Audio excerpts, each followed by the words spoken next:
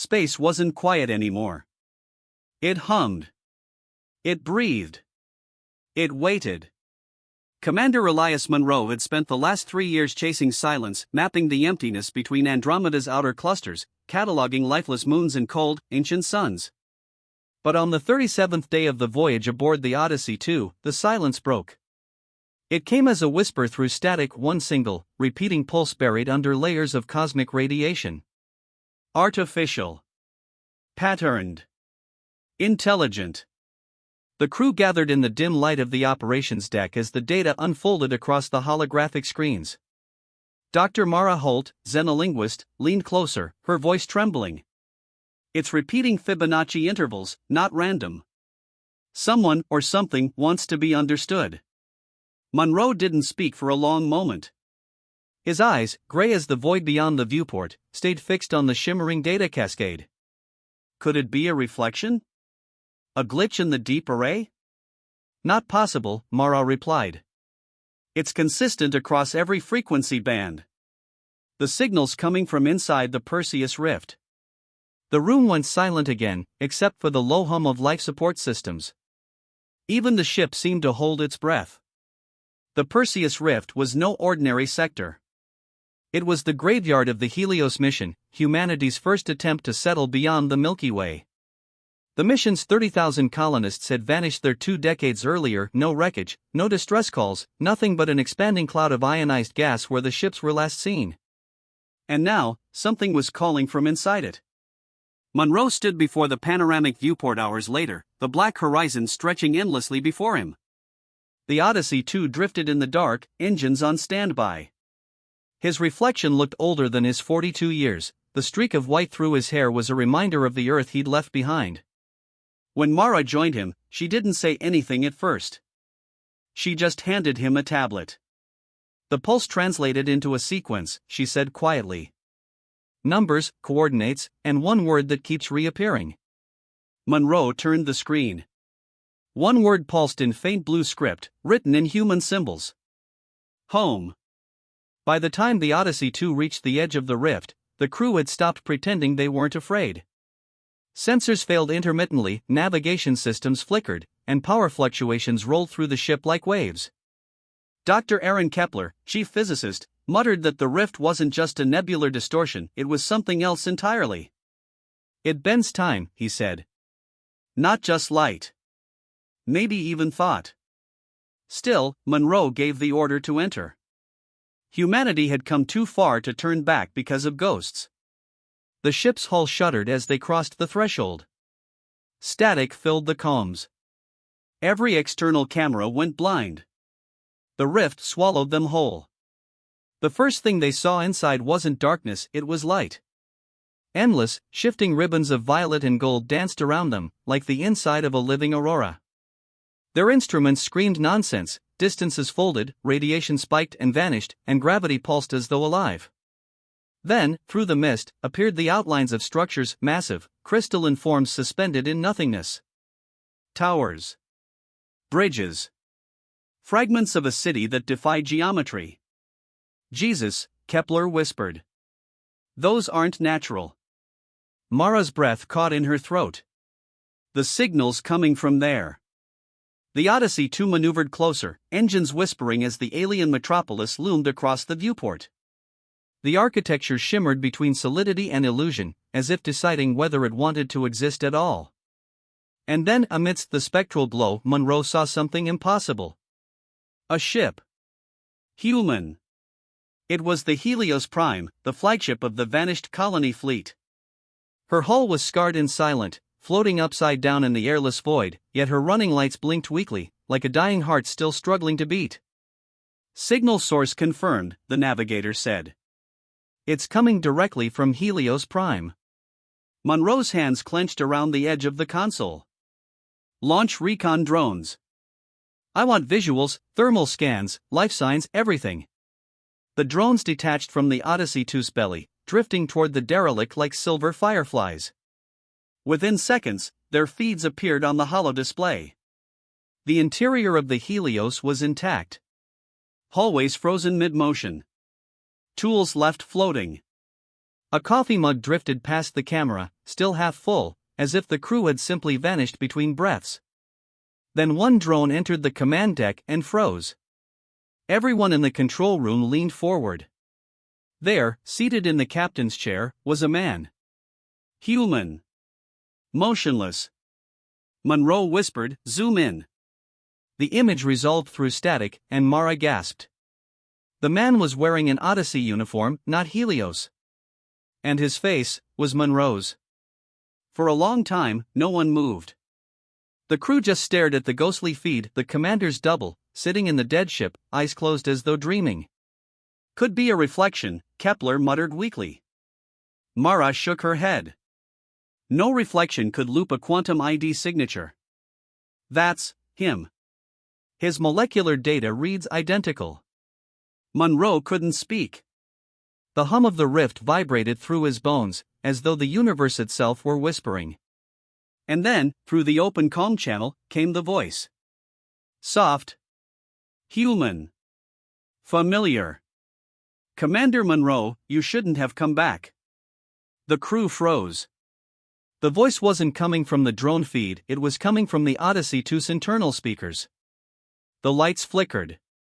The screens went black. And the last thing Monroe saw before the bridge was swallowed in darkness was the face of his double turning slowly toward the camera, eyes glowing with a dull, alien light. The Odyssey 2 drifted in darkness. Every light, every hum, every familiar rhythm of machinery had gone silent. Commander Elias Monroe stood on the bridge, the faint blue glow of emergency lights sketching hollow shadows across his face. The voice that had echoed through the ship still lingered in the air like smoke. "You shouldn't have come back." Dr. Mara Holt was the first to move. Her voice trembled but stayed controlled. "Power distributions offline across all decks. Life supports running on reserve oxygen. We have maybe 3 hours before the CO2 scrubbers give up." Monroe nodded once. "Get to engineering. See if you can reroute auxiliary from the cryo bay reserves. Kepler, stay on sensors." Dr. Aaron Kepler looked pale under the flickering lights. "If we even have sensors left. Whatever that field was, it's inside our systems now. It's rewriting protocols." Monroe turned toward him sharply. "You're saying it's alive?" Kepler hesitated. "Not in a biological sense. But the rift's energy pattern, it's recursive, self-correcting. It behaves like consciousness trying to learn." Mara froze halfway to the exit. "Then it's communicating. It's not attacking, it's talking." "Talking through me," Monroe said quietly. An hour later, the lights flickered back to life, but not because of any repair. The ship's core came online by itself. One by one, systems booted in perfect sequence, smoother than human hands could have managed. The main display brightened with cascading blue symbols, alien, yet eerily patterned like human code. The ship's AI, Nora, flickered back online, her synthesized voice distorted and lower than usual. "Commander Monroe. Unauthorized system override detected. Source unidentified. Communication established. Patch it through," Monroe ordered. The screen rippled and then cleared into an image. His own face stared back at him. The other Monroe. Only now, the figure wasn't seated in the Helios command chair. He was standing, surrounded by a strange geometric light that pulsed with each word he spoke. "You made it through the rift," the double said. His voice was calm. Measured. Almost sorrowful. "I hoped you wouldn't." Mara stepped closer to the console, her voice sharp. "Who are you?" The reflection tilted its head. "I'm what's left of the man who came here before. The first Elias Monroe." Kepler frowned. "The Helios fleet vanished 20 years ago. You're saying time isn't linear here," the echo interrupted. "The rift doesn't measure years the way you do. It measures decisions. Each one fractures reality into another version. I led this mission once and I failed." Monroe stared, his heart pounding. "Failed how?" "By doing exactly what you're about to do. By trying to save them." The screens dimmed as the image of the other Monroe extended a hand toward them. Behind him, ghostly figures flickered, men and women in Helios uniforms, their bodies shifting like holograms trapped between existence and nothingness. We tried to communicate with what built this place, the double continued. A species older than light itself. They were beyond matter, pure information. They offered us knowledge, energy, immortality. And we accepted. Mara whispered, and it destroyed you. No. We became them. The double's voice hardened. The human pattern doesn't survive translation into consciousness. You think you'll remain yourself, but the moment you understand their language fully, you stop being human. The alien geometry behind him pulsed brighter. That's why I warned you. That's why humans avoid war, not out of peace, but because deep down, we know what happens when we win. We become the thing we fear. The ship shook violently. Warning alarms flared. The rift outside the viewport convulsed in waves of color that bent like glass under pressure. Kepler slammed his palm on the console. Gravitational shear increasing. We're being pulled toward the Helios wreck. Monroe barked orders, but the ship wasn't listening. Every control was being rewritten mid-command. The AI spoke again, its tone eerily synchronized with the other Monroes. Commander, navigation locked. Directive override, return to origin. Mara turned to him, desperation in her eyes. Elias, if it's rewriting our systems, it's using you as the key.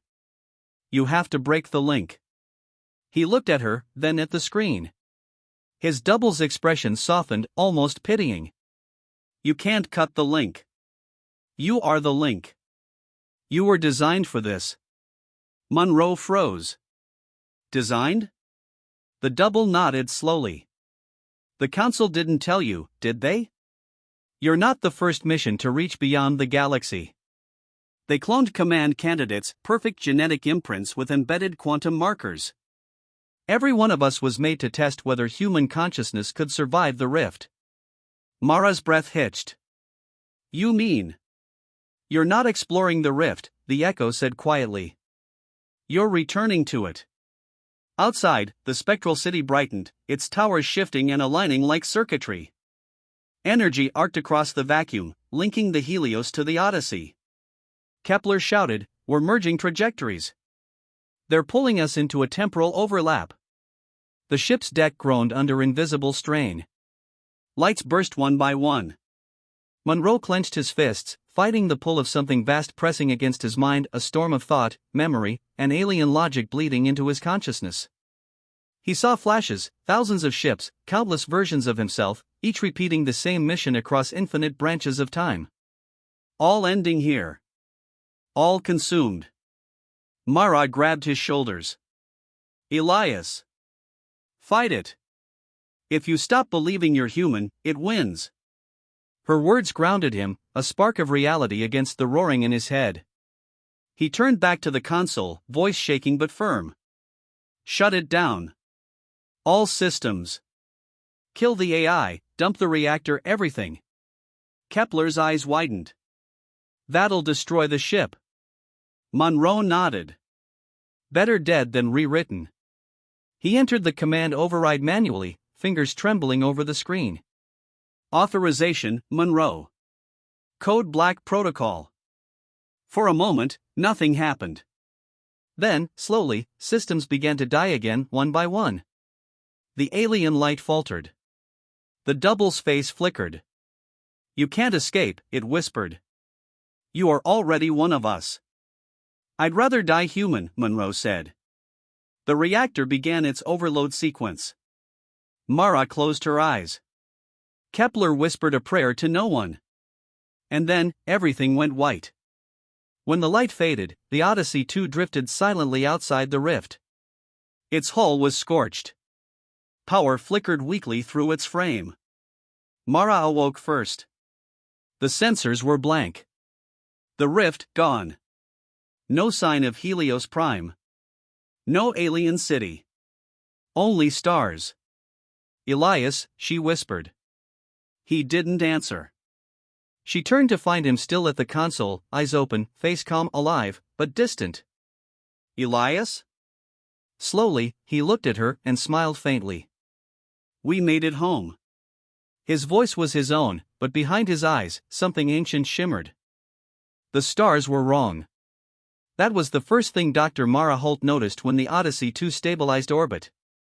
The constellations she'd memorized from Earth's star maps, Orion, Lyra, Cassiopeia, were gone. Shifted. Bent. As if the galaxy itself had aged without her. The ship's clock said only 16 hours had passed since they entered the rift. But by stellar drift alone, the Odyssey 2 was at least 2,000 years ahead of its departure time. She sat in the dim glow of the med bay, her reflection rippling across a cracked display. The silence was too complete, no calm chatter, no background hum of human presence. Just the steady beeping of a single monitor beside Commander Elias Monroe, still seated upright, eyes half open, pulse faint. He hadn't spoken since whispering, "We made it home." Mara had run every test she could. His vitals were normal, too normal. No neural fluctuation, no REM cycles, no measurable fatigue. His brainwaves were perfectly stable, like someone holding an unbroken note forever. And that, more than anything, terrified her. Hours passed. Dr. Aaron Kepler worked in engineering, silent and grim, running diagnostics across damaged systems. Every attempt to contact Earth failed. The comm array picked up nothing but static and distant bursts of background radiation that sounded almost like whispering voices. When Mara joined him, he didn't look up. "You ever wonder," he said quietly, "if this is still us? If we didn't make it out at all?" Mara hesitated. "You mean we're still inside the rift?"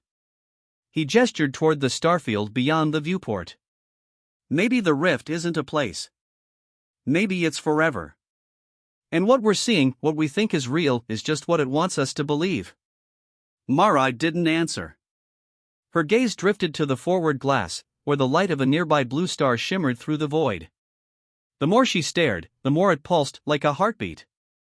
By the second day, Elias began to move. He blinked slowly, then looked around as though waking from a long dream.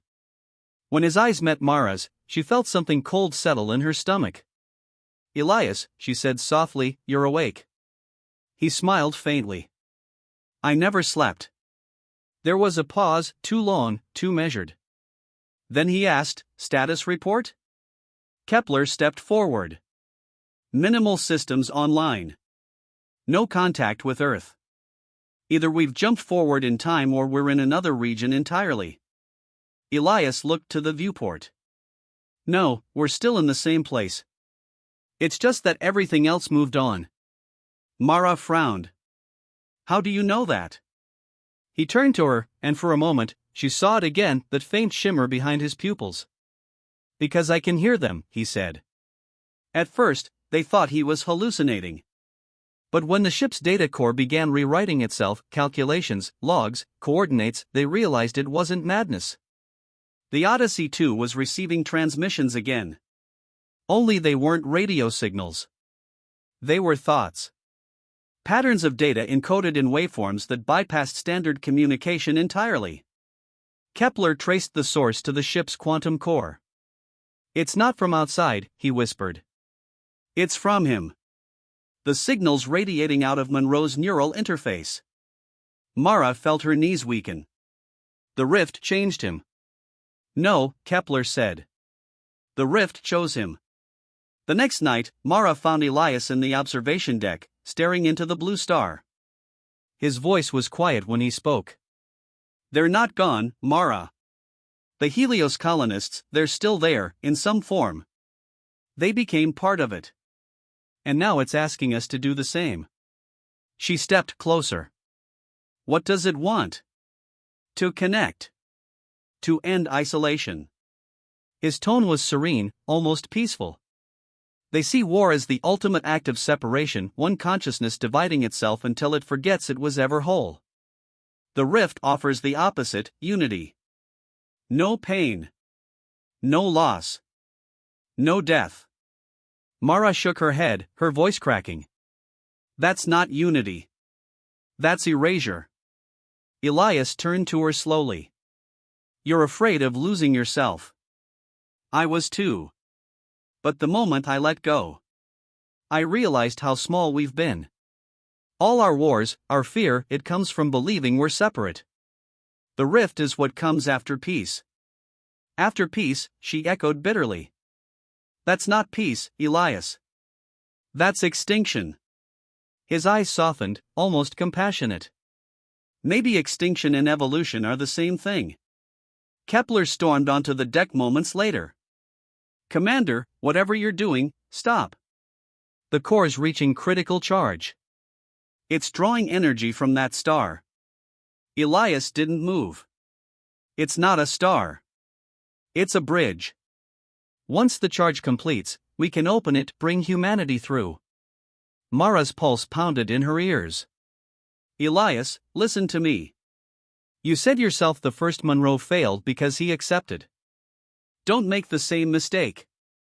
He looked at her then, truly looked, and for an instant, she saw both men, the commander she knew, and the echo she feared.